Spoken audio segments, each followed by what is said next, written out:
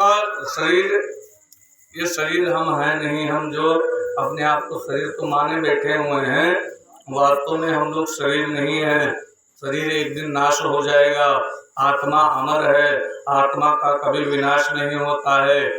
हम लोग अपने को लघु माने हुए हैं और हम बहुत विराट हैं। इस प्रकार खूब अच्छे से समझाया और भवाटवी का वर्णन किया। भव मतलब संसार, अटवी उसमें हम किस प्रकार से अटके हुए हैं इसके बारे में वर्णन किया। अब राजा रघुगण से उनके मंत्री ने कहा महाराज चलिए।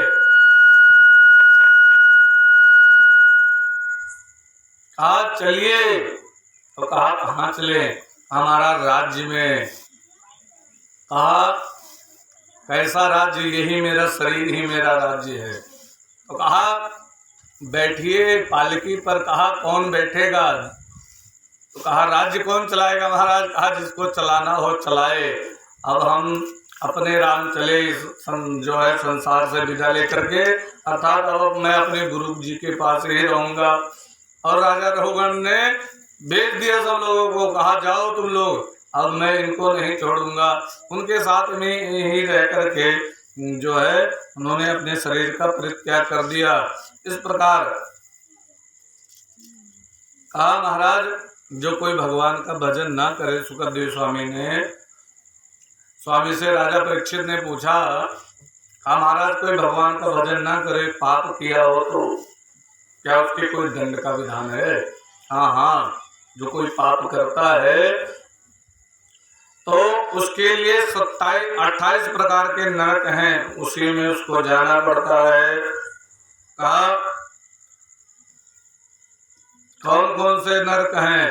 कहा तामिश्र, अंध तामिश्र, रौरो, महावरो, कुंभी, पाप, कालसूत्र, असी, पत्रवन, सोकर, मुख, अंध, को पुत्र, भोजन, संदर्श, तत्व, सुरभि, अजकृत, शालमणि, वैतरणी, पियोर, प्राणरोध, संसार में अभिचि, अयापान, चार कर्दम, दक्षोग्रण भोजन, शूल, प्रौध, द्वंद, शोक, अंतर्दह, अवंती, रोधन, परिवर्तन, सूचि, मुख, ये जो है 27 प्रकार के नरक हैं। और एक सबसे मस्त जो है मुख्य तो मातृगर्भ भी है। इस प्रकार जो है समस्त नरकों का वर्णन किया। इस प्रकार जो देखा जाए तो 84 लाख नरक हैं, जो अगर मनुष्य शरीर से कोई परमात्मा को नहीं प्राप्त किया तो इन नरकों में जाना पड़ता है।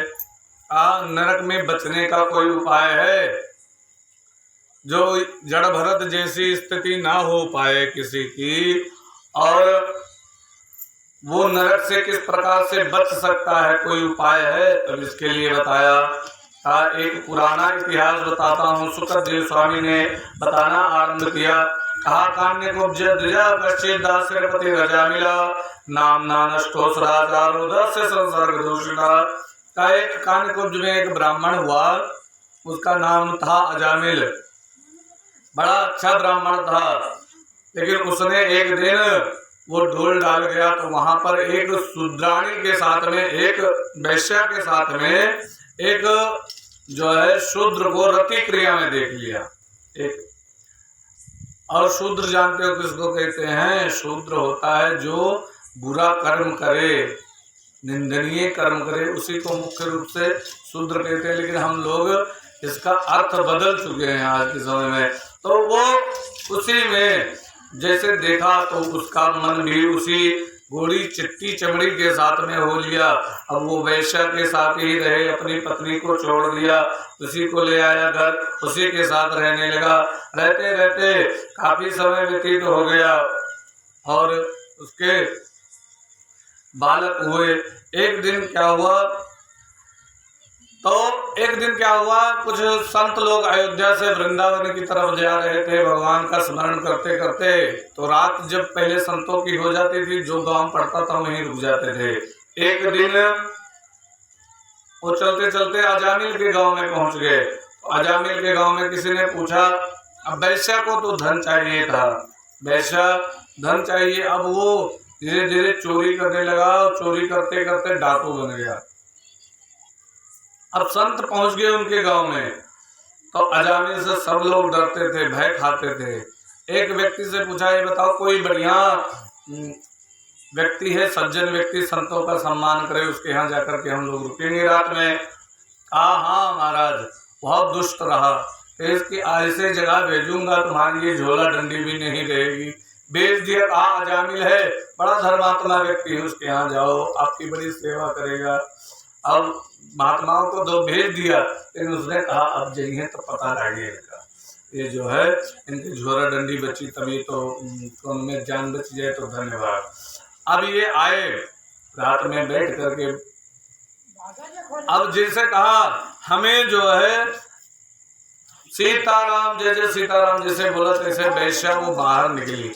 महाराज आप तो गलत स्थान पर आ गए, मैं आपको किस हाथ से बनाऊं खाऊं, आपको मैं बनाने लायक भोजन देने लायक नहीं हूँ। आप क्यों बेटी? तो कहा बेटी जब तुम भोजन देने लायक नहीं हो तो हमें सूखा अन्न दे दो, आटा दे दो, चावल दे दो, दाल दे दो और सब्जी दे दो, हम लोग खुद बना करके खा लेंगे। कहा ठीक है महाराज, सब सामग्री दे दिया। महात्मा लोग सीताराम करते हुए बनाए भोजन, और भोजन बना करके उसे सब लोगों ने ग्रहण किया, खाया, और खाने के पश्चात संतों ने कहा भजन करने लगे। और वो रात भर केवल भजन गाते रहते थे, भजन करने लगे। 2-2:30 बजे और अजामिल आया, मुंह में काला काला कपड़ा लपेट करके, डांटा कहा बंद करो, हल्ला मचाए हुए रात में। अब महात्मा लोग सट, ये कौन आ गया, अब बंद करो नहीं तो मार दूंगा। तब तक वैश्या बाहर निकली, अरे क्यों बोल रहे हो? हर इनको किसने रोका था? मैंने रोका। अच्छा तुमने रोका। वैश्या से बहुत डरता था। महात्मा लोग समझ गए पत्नी से डरता है, अब इसकी चाबी तो पत्नी के हाथ में है। कहा चलो अंदर, अंदर चले लगे। तो फिर कहा चले जाना, तो कहा बेटी हमें जाने को कह रहे हैं। नहीं जाएंगे आप रहिए। अब वो रात भर सोए और सो करके जब सुबह उठा, कहा आप चले जाओ। कहा ऐसे नहीं जाएंगे। कहा दक्षिणा चाहिए, दक्षिणा दो तब हम जाएंगे। कहा दक्षिणा, तुम्हारी झोला डंडी बची हुई है, इतना धन्य है, चले जाओ नहीं तो दक्षिणा उल्टा चाहिए। तब तक वो तो महाराज जी ने आवाज दी, बेटी हम लोग जा रहे हैं। तो वो बाहर निकली। कहा बेटी हमें दक्षिणा चाहिए थी, लेकिन ये मना कर रहे हैं। कहा क्यों नहीं दे सकते दक्षिणा? हमारा रुपए निकालने लगे। कहा नहीं, मुझे रुपए पैसा नहीं चाहिए, तुम्हारा जो इस बार बेटा होगा, बालक होगा, उसका नाम नारायण रख लेना। कहा ठीक है महाराज। तो उसका जो है नाम नारायण रख लिया, और नारायण नाम रख करके अब वो तो चले गए महात्मा लोग, और उसका जो बेटा हुआ उसका नाम नारायण रख लिया। एक दिन क्या हुआ, एक दिन बड़ी विचित्र घटना घटी। एक दिन अजामिल धीरे धीरे बूढ़ा हो गया। एक दिन समय आया, खटिया पर पड़ा हुआ था। उस वक्त उसका बेटा दूर खेल रहा था, तो यमदूत आए अजामिल को पकड़ने के लिए, लेकर जाने के लिए। तो यमदूत जब पहुंचे तो यमदूत को देखा, सींग लगी हुई थी, बड़े बड़े दांत, भयंकर बाल, देख करके बहुत डरा अजामिल।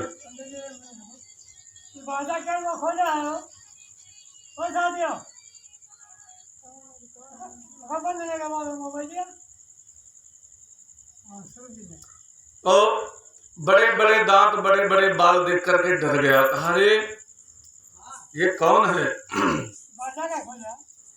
कोई मोबाइल ले जाओ।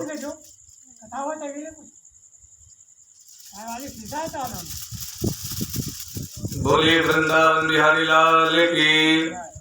तो देखा, जैसे देखा यमदूतों को, कैसे वो डर गया और जोर से चिल्लाया, अपने बेटों को बुलाया, नारायण बचाओ, नारायण बचाओ, बेटा नारायण बचाओ। चिल्लाया जैसे 3 बार। ऐसे जो है 4 भगवान के पार्षद पहुंच गए वहां पर, और यमदूत उसे लेकर जा रहे थे, तो कहा नहीं ये नहीं जा सकता। कहा क्यों नहीं जा सकता? कहा इसने मेरे मालिक का नाम लिया है। यमदूतों ने कहा तुम्हारे मालिक का नाम नहीं लिया, इसने अपने बेटे का नाम लिया है। कहा इसके बेटे का नाम तो अभी पड़ा है, हमारे मालिक का नाम तो अनादि से है, इसे नहीं ले जा सकते। कहा नहीं लेकर जाना पड़ेगा। जब माने नहीं तो उनको मार करके भगा दिया। यमदूतों को भगवान के पार्षदों ने मार करके भगा दिया। ये लोग गए वापस, जा करके झोला डंडी फेंकी। कहा आज से हम नौकरी से रिजाइन कर रहे हैं, हम नौकरी न कर पाए। कहा क्यों? कहा इसलिए नौकरी नहीं करेंगे, हम लोग उसे पकड़ने गए थे अजामिल को, वो अचानक चिल्लाया बेटा नारायण बचाओ, बेटा नारायण बचाओ। ऐसे जो है पता नहीं, तो यमराज ने कहा धीरे बोलो धीरे। कहा तो इसे पता नहीं 4 चमकीले दूत प्रकट हो गए, हम लोगों को मार करके भगा दिया। वहां भगवान के कुछ चमकीले लोग आए। तो कहा आपने, तो कहा हमें इतना धीरे क्यों बोलने को कह रहे हो? कहा ये नारायण शब्द जो नरक में पापी पड़े हुए इनके कान में पड़ गया तो हमारा तो धंधा चौपट हो जाएगा, सब चले जाएंगे बैकुंठ में, तो इसलिए धीरे बोलने को कहा। तो कहा महाराज आपके ऊपर भी कोई सत्ता है? हाँ, वो सबके ऊपर नारायण रूपी सत्ता, ये समस्त जीवों के ऊपर वही सत्ता है, यहाँ तक कि ब्रह्मा विष्णु महेश के ऊपर भी वही सत्ता है। अच्छा, तो कहा भगवान के पार्षदों के तुम्हें दर्शन हुए, धन्य हो। कहा ये भगवान के बारे में जानता कौन कौन है? तो कहा हम 12 लोग जानते हैं। कहा कौन कौन लोग जानते हो? कहा स्वयंभू नारदा शंभु कुमार कपिलो मुनि प्रहलादो जन को विष्णु बलि रवैया सक्रिय वयम।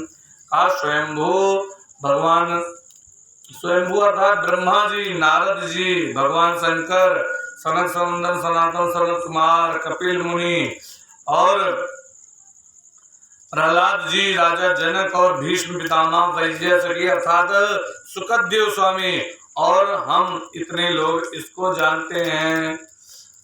अच्छा, तो आपके ऊपर भी कोई सत्ता है? कहा वही परम सत्ता है, उसी के अनुसार हम लोग कार्य कर रहे हैं।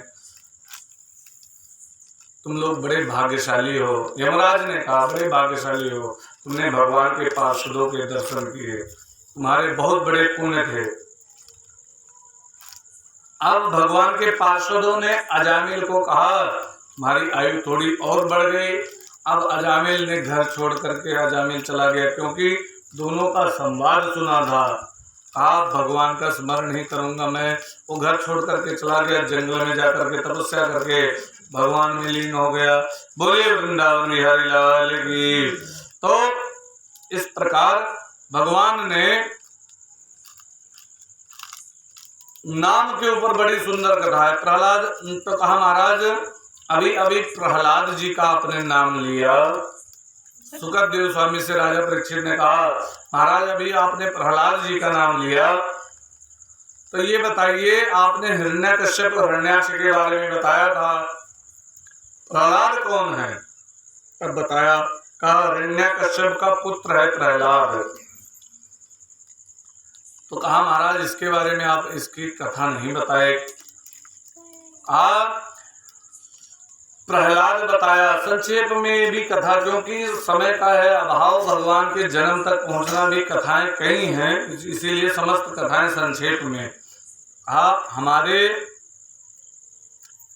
प्रहलाद जी भगवान के ही अंशावतार माने जाते हैं। किस प्रकार अंशावतार हुए?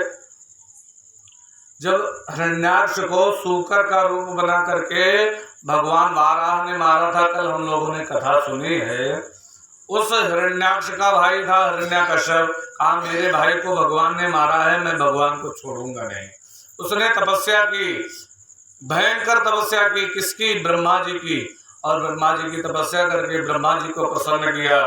ब्रह्मा जी, और इधर ये तपस्या के लिए चला गया था, उधर इंद्र आया। इंद्र ने हिरण्यकश्यप की पत्नी कयाधु का हरण कर लिया और उसको मार डालना चाहता था, गर्भवती थी कयाधु। तब नारद जी पहुंचे, कहा कहाँ लेकर जा रहे हो? एक राक्षस और हो जाएगा, इसको मार देते हैं तो न रहेगा बांस न बजेगी बांसुरी। कहा नहीं, 100 यज्ञ करने के बाद तब इंद्र पद मिलता है, जानते हो कहा एक बार आतताई हो गए, गर्भवती स्त्री को मार डाला तो तुम्हारा वो पद रहेगा, क्या सोचते हो तुम? हाँ ये तो सोचा नहीं। तो कहा तब क्या करें प्रभु? नारद जी ने कहा हमारे जिम्मे कर दो। नारद जी लेकर गए, उसे आश्रम में रख दिया, वहां संतों के बीच में कथा सुनता। वो जो माता कथा सुनती और भगवान का स्मरण करती, भगवान का संकीर्तन करती, भजन करती, तो ये बड़ा प्रभाव पड़ता है। जो माताओं के पेट में जो बालक रहता है गर्भ में, तो अगर माता भगवान का स्मरण करती हैं, भगवान का भजन करती हैं, भगवान का कीर्तन सुनते हैं, तब तो वो बालक आगे चल करके भगवान का भक्त निकलता है, क्योंकि जन्म से ही उसे गर्भ में ही सारे संस्कार मिलते रहते हैं। और अगर फिल्म देखें और अगर परपंच इधर उधर के कहें, ईर्खा प्रसन्नताप कहें, तो वैसे लड़का हो ही जाने रहो, तब तेरे नाम झाड़ के चलत रहो। तो ये जान लो कि ये प्रभाव गर्भ से ही बालकों के ऊपर पड़ने लगता है। और कयाधु के गर्भ में जो बालक था प्रहलाद, उसके ऊपर बड़ा सुंदर प्रभाव पड़ा। अब वो जब जन्म लिया, अब हिरण्यकश्यप आने से पहले कयाधु को नारद जी वहां छोड़ करके चले आए। जन्म ले लिया उस बालक ने। हिरण्यकश्यप ने यहाँ ब्रह्मा जी को प्रसन्न करके वरदान मांगा, कहा महाराज मुझे अमर कर दो। तो कहा अमर मैं खुद नहीं हूँ, तुम्हें कहाँ से अमर कर दूं? ब्रह्मा जी की भी आयु निश्चित है, ब्रह्मा जी की भी आयु निश्चित है, सबकी आयु निश्चित है। जब महाप्रलय होती है तो महाप्रलय में कोई भी नहीं बचता है, उसमें ब्रह्मा जी भी नहीं बचते हैं। तो ब्रह्मा जी ने कहा मैं खुद अमर नहीं हूं, तुम्हें कहां से अमर कर दूं? और कोई वरदान मांग लो।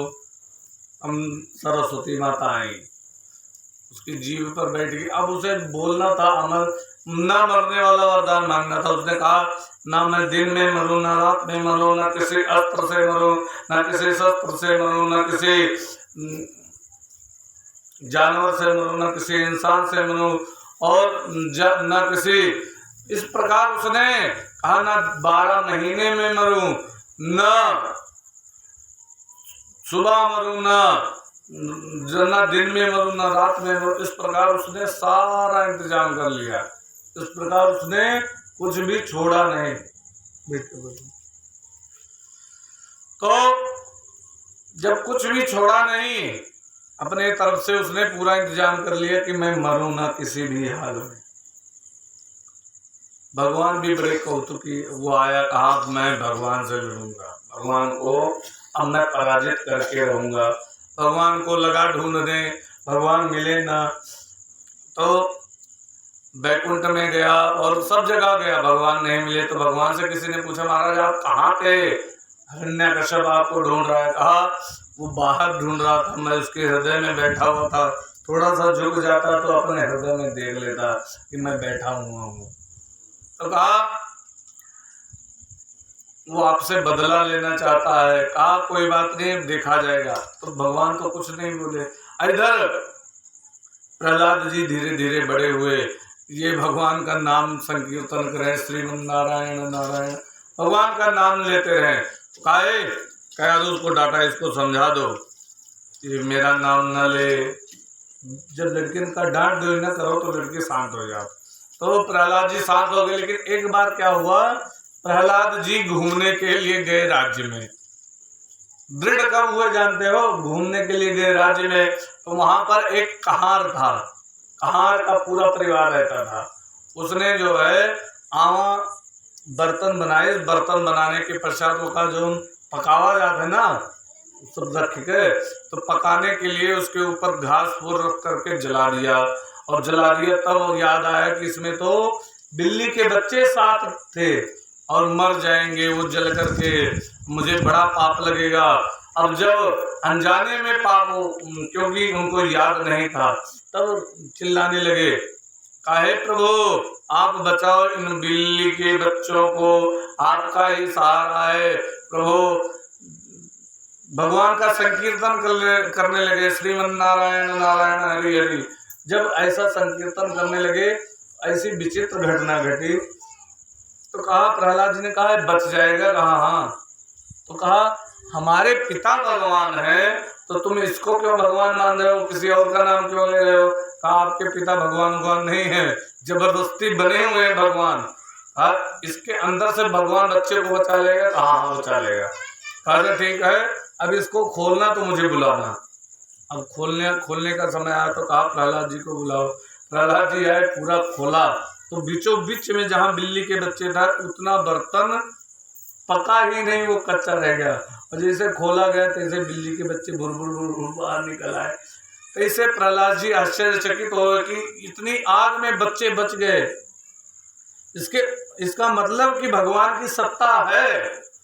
ऐसे जो है प्रहलाद जी को उस दिन से विश्वास हो गया, भगवान का खूब स्मरण करने लगे, श्रीमन नारायण नारायण हरि हरि। और भगवान का जब स्मरण करे, कहा जब भगवान ने बिल्ली के बच्चे को बचाया तो मुझे क्या नहीं बचाएंगे। दृढ़ विश्वास हो गया। हम लोगों का भगवान के ऊपर विश्वास नहीं है। तो हिरण्यकश्यप ने कहा कि ये फिर उसके जो है आदत लग गई है, इसको समझा लो कयाधु से। तो कयाधु ने कहा मैं क्या करूं, अभी मानता नहीं है। तो कहा जहर मिला करके दूध में इसे पिला दो, मर जाए छुट्टी, इसे बालक नहीं चाहिए, हमारे शत्रु का नाम ले रहा है। जहर मिला करके दिया, प्रहलाद जी पी भी गए। लेकिन वार नारायण भगवान हृदय में बैठे हुए थे, उन्होंने शंकर जी का स्मरण किया, हे बाबा जहर आप पी लेना और मेरे भक्त की रक्षा करना। तो कुछ नहीं हुआ, प्रहलाद जी बच गए। कहा रे इसे जहर दिया तब भी नहीं मरे, अब और भरोसा। तो प्रहलाद को काल कोठरी में बंद कर दिया गया, वहां पर काले काले नाग, उसी में बंद कर दिया गया। कहा भोजन न दो। अब भोजन नहीं दिया तब माता लक्ष्मी जो जी स्वयं भोजन लेकर के आई, नागों के बीच में बैठ करके प्रहलाद को भोजन कराया।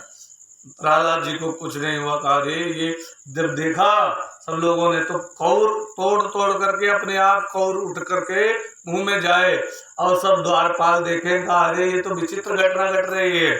प्रहलाद मुंह खोल रहा है, कौर इसके मुंह में जो है साग लग करके, सब्जी लग करके सीधा जा रहा है, कैसे? तब बताया महाराज ये तो अंदर भोजन कर रहा है, आपने कहा था भोजन बंद करने को। तो कहा इसे बाहर निकालो, हाथी के नीचे कुचला दो। हाथी के नीचे जैसे कुचलाने के लिए छोड़ा, जैसे हाथी पागल हो गया, भाग गया इधर उधर, और द्वारपालों को सबको मार डाला, प्रहलाद को नहीं कुछ हुआ। तो कहा ये नहीं मरा। और कहा इसको पहाड़ से नीचे ढकेल दो। पहाड़ से नीचे ढकेल दिया, और वो नीचे नीचे गिरने लगा तो भगवान ने रास्ते में रोक करके बड़े आराम से लिटा दिया। अब फिर उठ करके फिर पहुंच गए। ये मर नहीं रहा है। इसको खूब लाल लाल लोहे के खंभे को गर्म किया, बिल्कुल लाल लाल अंगारे की तरह, इसमें बांध दो, ये जल करके मर जाएगा। तब प्रहलाद को भय लगा कि लाल लाल खंभा, तब भगवान ही चींटी का रूप बना करके उसी खंभे पर रेंगने लगे। कहा जब चींटी नहीं मरे तो मैं कहां से मरूंगा। प्रहलाद जी को बांध दिया, प्रहलाद जी मस्त। अब कोई फर्क नहीं पड़ा। तो कहा उसकी बहन आई हिरण्यकश्यप की, उसका नाम था होलिका।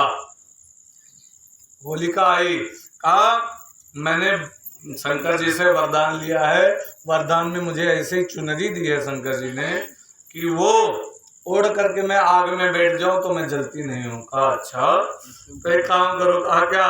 कहा पहले तो खूब लकड़ी जुड़वाओ और मेरे बेटे को लेकर के बैठ जाओ, ये मर जाए, मैं इसे मरते हुए देखना चाहता हूँ। तो कहा ठीक है, लकड़ी लगाई गई, होलिका लगावा गया। होलिका पर होलिका उसे लेकर के प्रहलाद को बैठी, और बैठ करके वो कपड़ा ओढ़ लिया। प्रहलाद भगवान का नाम स्मरण करते रहे, श्रीमन नारायण नारायण हरि हरि, भगवान का नाम स्मरण करते रहे। और होलिका जल गई, प्रहलाद जी बच गए। तो किसी ने कहा महाराज वो वरदान, कहा वरदान किसी का कल्याण करने के लिए होता है, किसी को मारने के लिए वरदान नहीं होता है। और भगवान के नाम के प्रताप से होलिका जली। तो प्रहलाद तब भी बच गया। जब प्रहलाद बच गया तो उस समय अधर्म पर धर्म पर की विजय हुई। तब से लोग बड़े खुशी में अबीर रंग उड़ाने लगे, एक दूसरे को अबीर लगाने लगे। भगवान की सत्ता अभी भी कायम है, भगवान हमारी रक्षा करेगा। और तब से होली का त्योहार हो गया।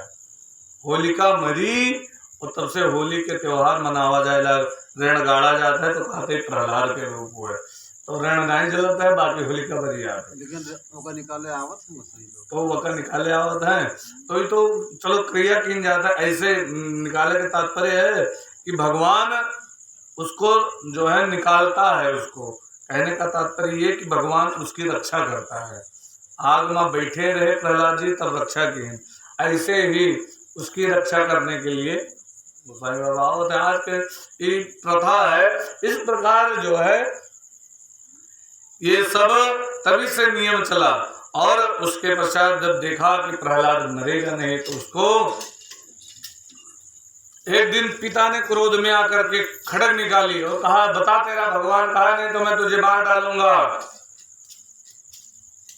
हिरण्यकश्यप ने, जबकि प्रहलाद के सगे बप्पा हुए, कहा तेरा भगवान कहाँ है? कहा मुझ में समाया है, तुझ में समाया है, इस खड्ग और खंभ में समाया है। कहा खंभे में भी है? कहा।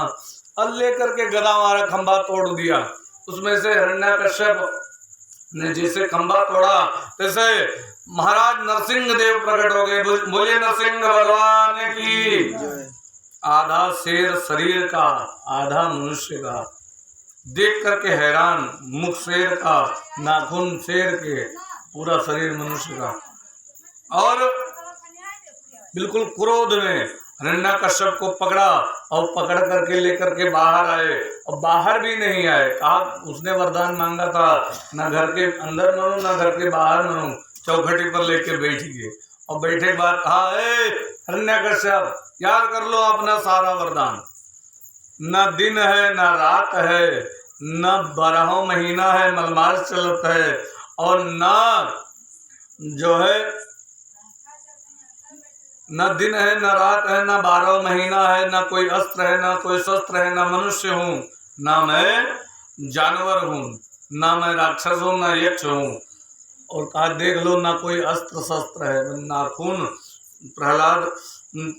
प्रहलाद जी देख रहे हैं नाखून उसके जो है हिरण्यकश्यप के पेट में डाल करके भगवान नरसिंह ने उसका पेट चीर डाला।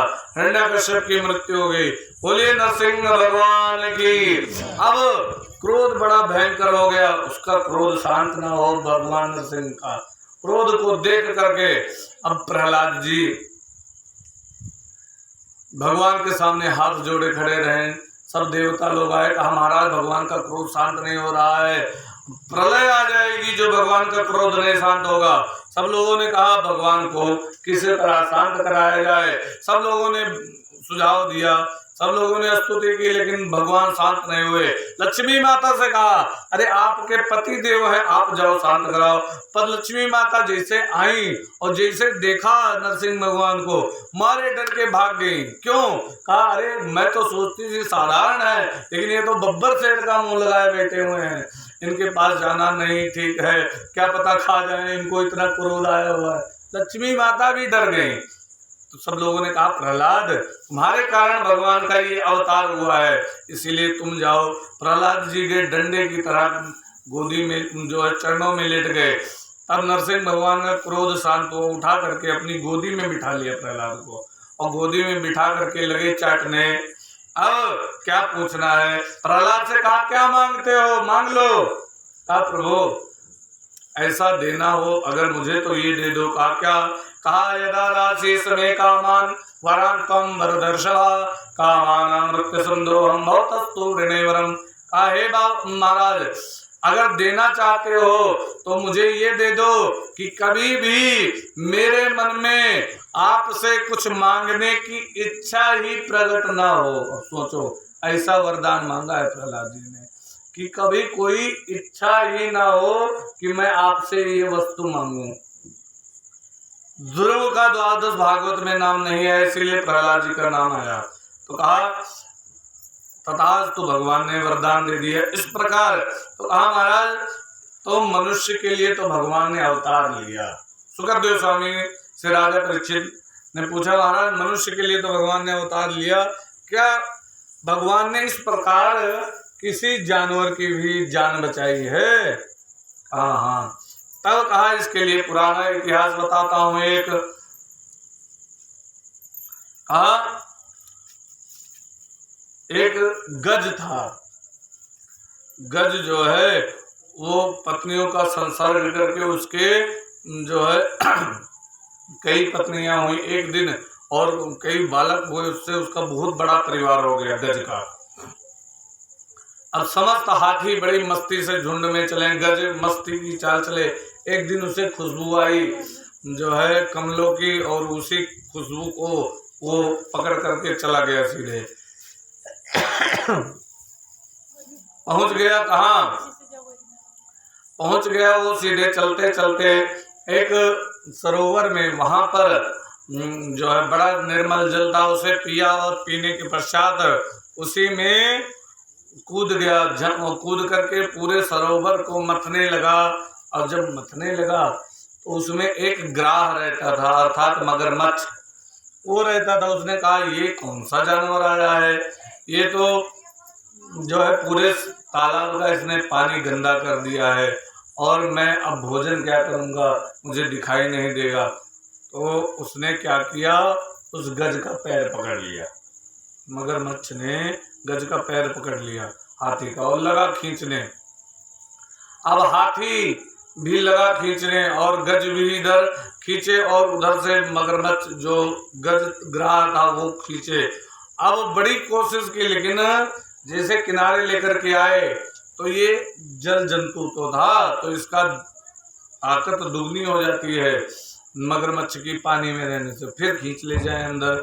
अब जितने हाथी हथनी थे, उसके बच्चे और पत्नी इत्यादि, सबने सूंड फंसाई उसको खींचने के लिए। किसी ने सूंड में सूंड फंसाई, किसी ने जो है पीठ में, किसी ने पेट में, किसी ने पैर में। इस प्रकार लगे खींचने, लेकिन खींच नहीं पाए।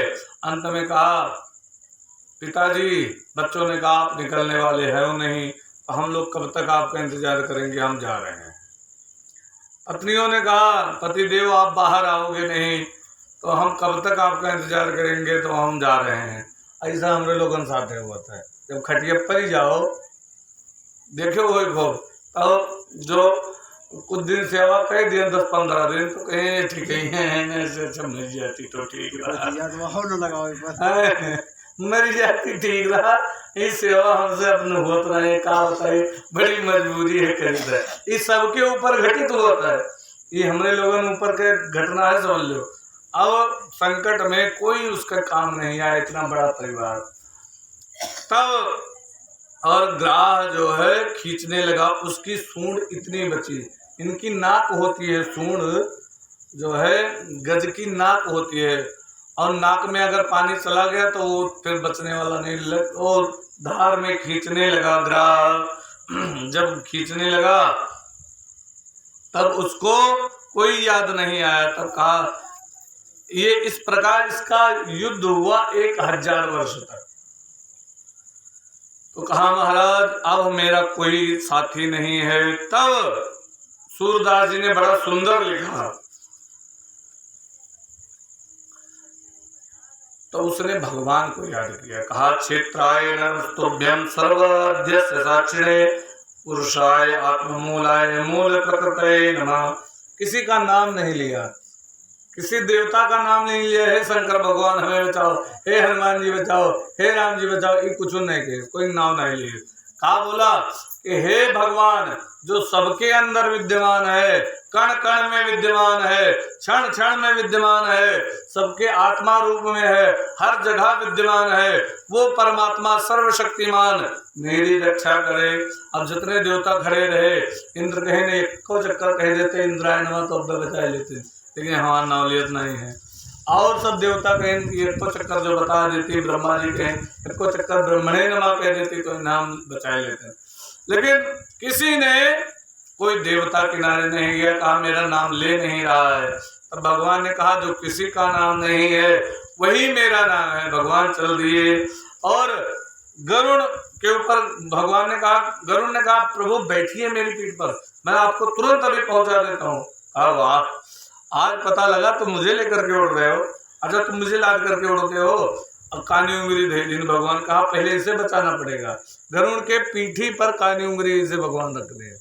अब गरुड़ फड़फड़ाए के रहेंगे, उड़ी नहीं पाए, उड़ नहीं पाया गरुड़। आज तुम क्या सोचो तो कि मैं भगवान को अपनी पीठ पर लाद करके उड़ता हूँ ना, ये मत सोचो। उल्टा मैं तुम्हें अपने पैर में बांध करके उड़ाता हूँ, तब तुम उड़ते हो। कहा प्रभु क्षमा कीजिए। तो भगवान चले नंगे पांव और जो है बैठ करके, तब गरुड़ ने कहा प्रभु क्षमा कीजिए, मैं आपको जैसा आप मुझे चलाओ वैसा मैं आपको लेकर के चलूंगा। अब भगवान आए, हरि का अवतार हुआ है, यही हरि अवतार है भगवान का। जो अभी हरि अवतार का एक बताया था ना, हरि अवतार के रूप में भगवान वहां पर आए तो आकाश में ही देखा गज ने भगवान के पीतांबर को लहराते हुए। गज बड़ा प्रसन्न हुआ। एक जौ जितना बड़ा होता है ना, उतनी सूंड बची थी केवल, और पूरा शरीर डूब चुका था। सूरदास जी ने लिखा, गज निरख्यव फाहा रात बसन की, गज निरख्यव फाहा रात बसन की, लग्यव ललकी हरि बदन बिलोकनी, भूल गई सुधि ग्राह ग्रसन की, गज निरख्यव रात बसन की। जैसे भगवान को देखा तैसे वो दर्द जो हो रहा था पैर में वो भूल गया गज। और मणिमाला हलकत मणि झलकत, पीतांबर कटी फेर कसन की।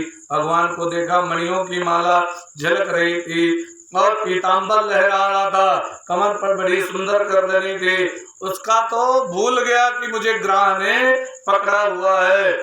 और कुंडल काच फहरात बदन पर, दामिन सो मृदु मंद हसन की। कानों में बढ़िया कुंडल। अब भगवान हंस रहे हैं तो जैसे लग रहा है बिजली चमक रही है। सफेद सफेद दांत भगवान के बड़े सुंदर। और असरथ पर आवत दर्शावत, भुज विशाल मानो कर परसन की। जैसे गरुड़ के रूपी रथ पर बैठ करके आ रहे हैं, जैसे इतनी बड़ी बड़ी भुजाएं हैं कि अभी मुझे गले लगा लेंगे। और तब तक गज ने कहा, मेरे पास अगर आज भगवान वैसे आते तो मैं बढ़िया आसन लगाता, फल तोड़ तोड़ करके खिलाता, लेकिन आज मैं ऐसी अवस्था में हूँ, भगवान को कुछ नहीं दे सकता। लेकिन उसने एक फूल तोड़ा, फूल कमल का, और भगवान को देने लगा कि प्रभु इस समय मैं यही आपकी सेवा कर सकता हूँ, मैं संकट में हूँ। तो फूल उपारी उठाए सूंड सो, देन लगे जनु भेंट असन की। कि प्रभु आपको यही मैं आसन दे सकता हूँ इस समय। सूर श्याम गज छीन ग्राह सो, पठयो जहाँ डर न खसन की। भगवान पहुंचे और उन्होंने चक्र चलाया, चक्र सुदर्शन छोड़ा, कैसे जो है गज का पैर जो पकड़ा हुआ था, ग्राह का सिर कट गया, गज मुक्त हो गया। तो वो चतुर्भुज रूप धारण करके जाने लगा। तो कहा प्रभु, गज ने कहा प्रभु मुझे बचाने आए थे कि इसका उद्धार करने आए थे कि मेरा उद्धार करने आए थे?